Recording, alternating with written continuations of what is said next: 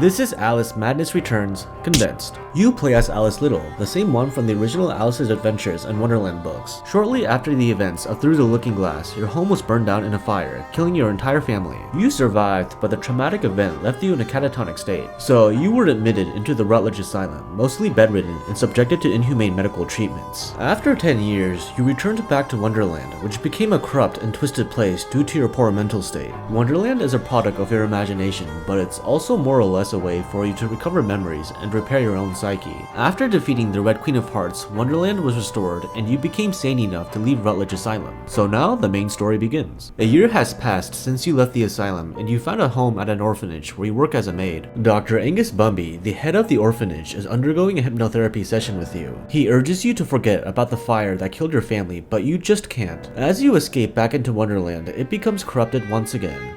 Wonderland is destroyed! My mind is in ruins! Forget it, Alice. Block that dream. Wake at the sound. The session ends and Dr. Bumby tells you to go collect some pills before your next session. Your mental health is still in rough shape, you're barely scraping by, and your reputation isn't all that great either, but at least you don't look inbred. As you wander the streets, you get distracted by a cat. You follow the cat into an alley where you're besieged by hallucinations of Jabberwocks. Nurse Witless comes to greet you, snapping you out of the hallucination. Witless is the old hag that blackmailed you into giving her money, so you're a little wary around her. She says that she might know where your missing rabbit toy is, which holds a lot of sentimental value to you. So you follow her to the rooftop and you hallucinate her turning into a Jabberwock. This causes you to have a breakdown and you go off into Wonderland. Very upsetting journey, but I'm rid of Pris, or whatever she's become. Your old friend the Cheshire Cat welcomes you and warns you about a new ruler in Wonderland. So it's up to you to overcome this new ruler, whoever they may be, in order to save your own sanity. As you explore the Vale of Tears, you find the Duchess, who used to be a violent cannibal and has tried to eat you in the past. But since then, she's mellowed out considerably and has acquired a taste for pork. She hands you a pepper grinder and asks you to collect some pig snouts for her. After you get the pig snouts, she gives you a gift basket and lets you keep the pepper grinder, which can be used as a Gatling gun. As you approach the Hatter's domain, the Cheshire Cat suggests finding the Mad Hatter, since he might know the source of Wonderland's corruption. Find the Hatter, Alice. He knows more about different than you. While traversing the domain, you recover a memory in which you recall how your old home's library was basically a fire trap. Once you find the Mad Hatter, he asks you to find his missing limbs for him in exchange for his help. The world is upside down, Alice. Inmates run the asylum. No thanks. You go look for the Hatter's arms and legs, and you discover that the March Hare and the Dormouse have taken over his factory. After you retrieve his limbs, the Hatter takes you to the center of the factory. You see the infernal train just as it departs, which is assumed to be the cause of Wonderland's corruption. The Hatter is suddenly taken away by a hook, and a battle robot controlled by the hare and the mouse shows up. You defeat the bot, killing the hare and the mouse in the process. Upon seeing their corpses, the Hatter becomes deranged and tries to have a tea party with them. We can still be friends. I've got a fine Darjeeling. Drink. He refuses to answer your questions about the infernal train, and as the factory falls apart, the Hatter stays behind and perishes. You wake up in the real world to see two fishermen who pulled you out of the river. They planned on having their way with you, but you told them off, which was oddly enough to make them back off. You find your former nanny, Nan Sharp, having an argument with her pimp, Jack Splatter. Jack walks away, and Nan Sharp invites you into her brothel. When you get into Nan Sharp's room, you see Jack assaulting her. You try to defend her, but Jack knocks you unconscious, and you go off into Wonderland again. You bump into the Mock Turtle, and he urges you to go to the Carpenter's show. With his ship, Mock Turtle takes you underwater into the diluted depths. Sadly, the ship gets wrecked on the way. Mock Turtle gives you a ticket to the Carpenter's show and hopes you will find answers there. On the way to the show, you unlock another memory. You remember that on the night of the fire, the fireplace was dead. If it wasn't, I may be responsible for my family's deaths.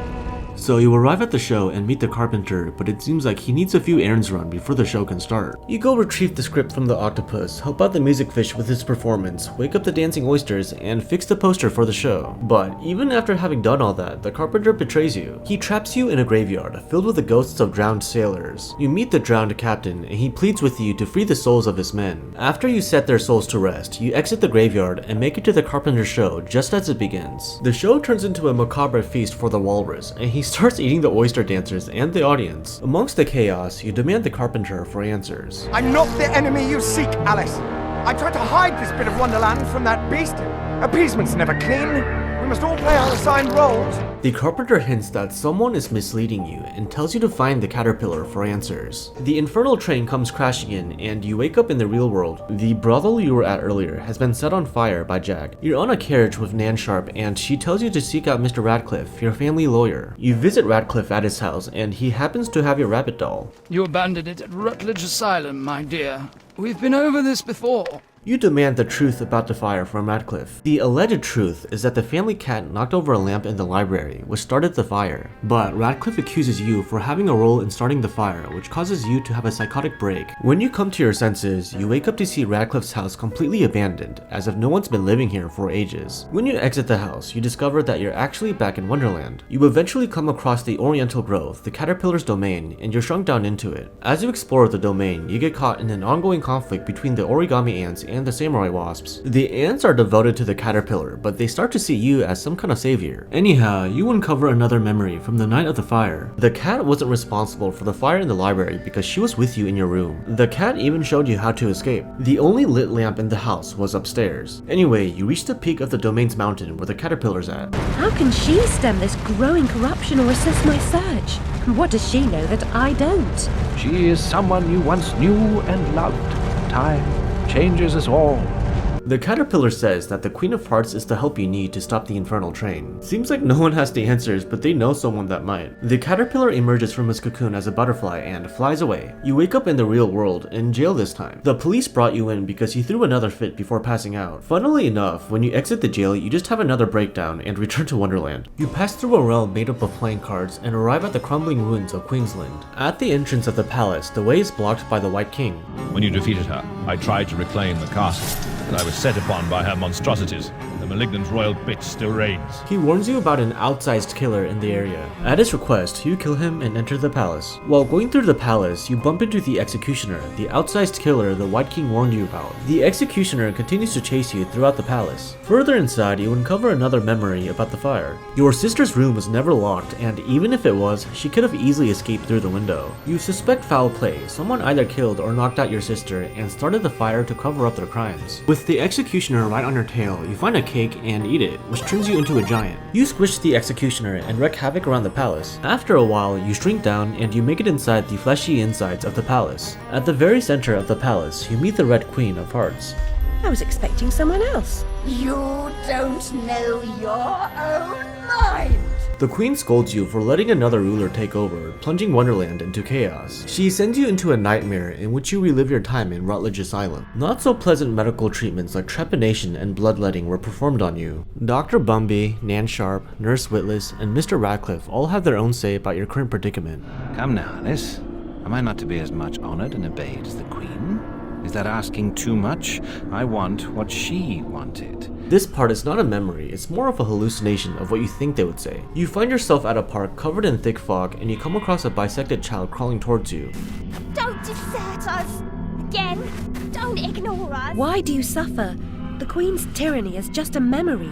The child warns you that the new authority is much worse than the Queen ever was. You get transported to the dollhouse, a wasteland of toys. You meet the insane children, and the leader tells you about the doll maker, Wonderland's new ruler. The doll maker will deprive them of what remains of their deranged soul. The leader says that your sanity is fleeting, but you're still stable enough to fight back. You get into the underground area of the dollhouse and recover the final memory, revealing the truth behind the fire. When you escape the house, you remember seeing a certain doctor with your sister's room key. You finally come face to face with the doll maker, a twisted version of Dr. Bumby. You now realize that Bumby was the one that killed your sister and burned down your house. He's also been turning children into mindless sex slaves and selling them to the public, and he was planning to do the same to you with hypnotherapy.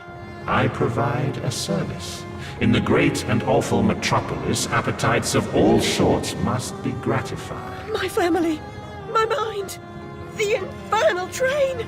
The doll maker grabs you and turns you into a doll, after which you return to the real world. You confront Bumby at a train station and call him out on all his shit, but he proudly admits everything. Children wearing their names around their necks as if they're breeding livestock. A declaration of their pedigree. You could use one. They're proud to display their provenance. You return to Wonderland and you're aboard the Infernal Train. The Mad Hatter and the Caterpillar scold you for your ignorance, which in a way pushes you to make things right. The Queen implies that Bumby had his way with her sister before killing her and burning her house down. And that noise wasn't Lizzie talking in her sleep. Oh, no! Oh, poor Lizzie! So you have a final showdown with the Dollmaker, and after you defeat him, you make up your mind in the real world. You threaten to tell the police about Bumby's crimes, but he says that no one's ever going to believe you, your reputation being as it is. Psychotic, silly bitch. Your madness will be punished. Now leave. I'm expecting your replacement. Realizing that he's probably right, you push him onto the train tracks. You exit the train station and it looks like reality has fused with Wonderland. And so, the game ends with the Cheshire Cat's narration. Delusions too die hard. Only the savage regard the endurance of pain as the measure of worth. Forgetting pain is convenient, remembering it agonizing. But recovering the truth is worth the suffering. And our Wonderland, though damaged, is safe in memory. So that's it. That's Alice Madness Returns Condensed. Thanks for watching.